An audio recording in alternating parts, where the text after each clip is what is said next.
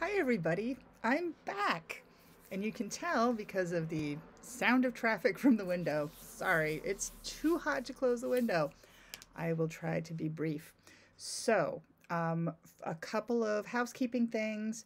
There are three incredibly patient individuals who still have not had their week 7 work looked at. That's because they wrote essays, which I want to take time to grade carefully. So, those are coming today. I'm not leaving this chair until the final three week 7 people are taken care of. But everybody else, you should be up to week 8, week 9. And now that I'm back next week, I'm devoting to getting everything that I have graded and putting in my little spreadsheet to make sure that everybody's ticking all the boxes. I know a couple of you have had some difficult time with collaborations. If you really can't find somebody, because I know some of the groups are rather small, just show me the evidence that you tried to reach out, and we'll call that collaboration for now. Or we could collaborate. Let me know. I'll collaborate with you. I'm usually the weakest link in any group, so bear that in mind. All right. So week 11, we are doing, I think I called it nutritious books. We're doing books that are curricularly easy to sort of slide into curriculum, easy to use with students to give them content as well as the reading experience. So our primary audience this week is not teenagers. They're a peripheral audience, but we're really looking at teachers. So the articles are very different this week. They're really spread out. And the books, frankly, the books that we're reading, let me just make sure that I'm not fooling myself. Dragon Hoops is long, but again, it's graphic. So it's a Fallout. It took me a while. Okay. Hey, kiddo. You're welcome, everyone.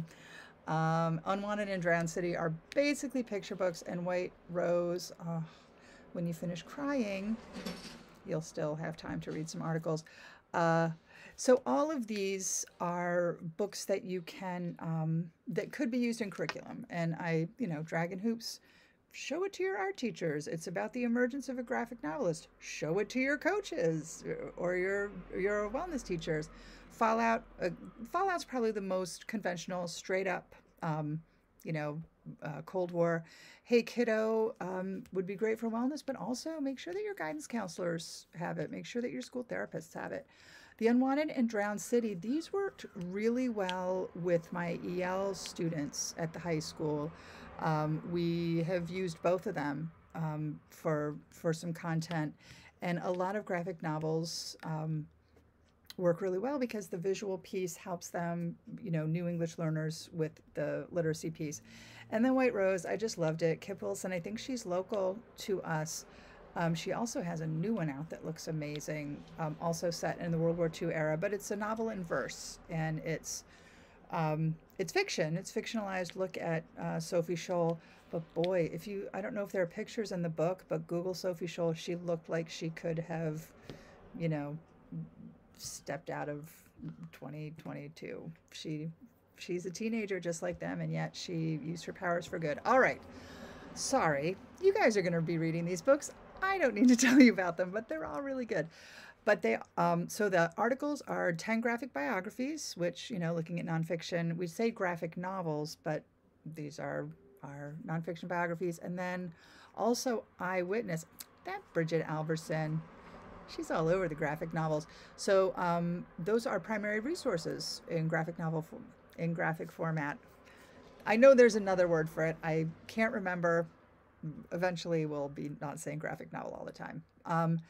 And then finally, we're going to be looking at a little bit, and this is a good week for it, a little bit of the gatekeepers, the people who are saying you can't have dirty books in school libraries.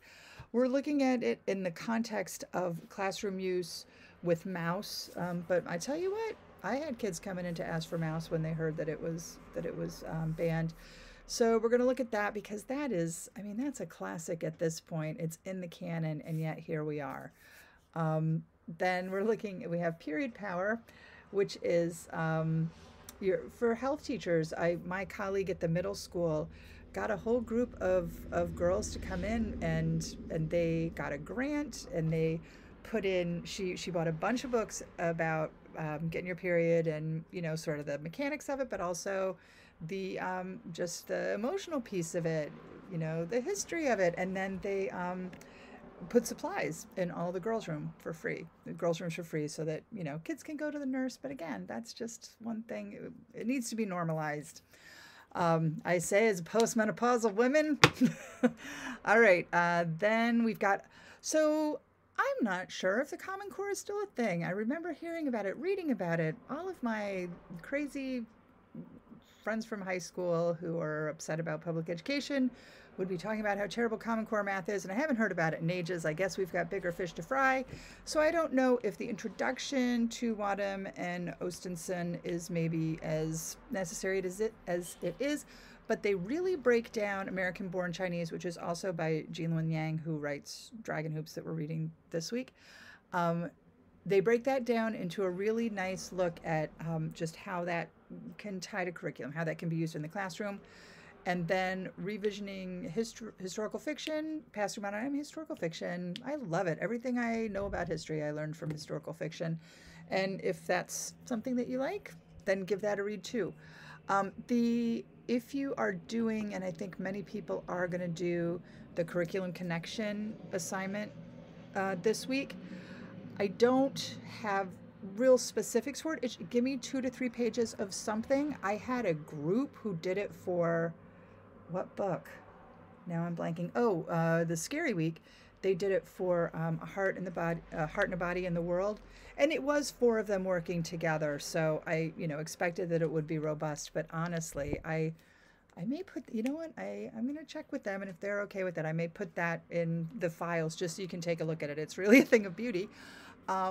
You don't if you're working by yourself, you don't have to go that far. But what I want you to do is look at the work that you're reading, and then find standards, state standards.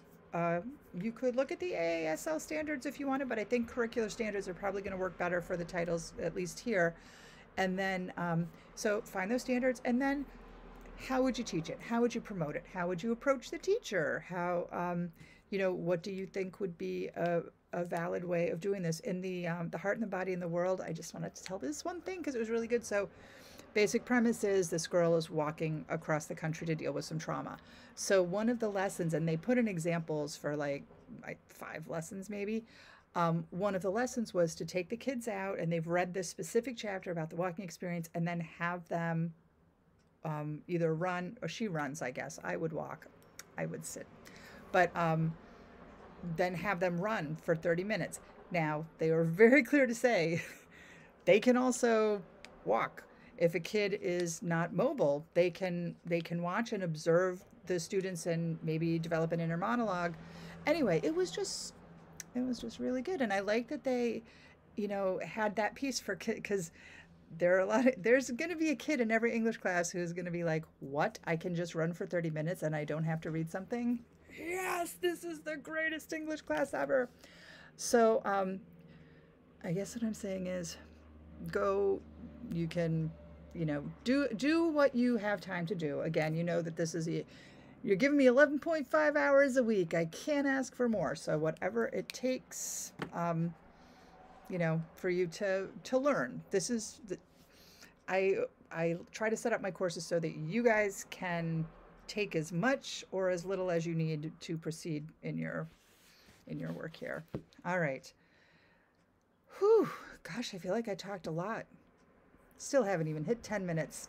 All right, well, these 3 people who've been waiting for their these Module 7 essays aren't going to grade themselves. So I will see the rest of you on the discussion boards, and I look forward to seeing what you come up with this week. Bye.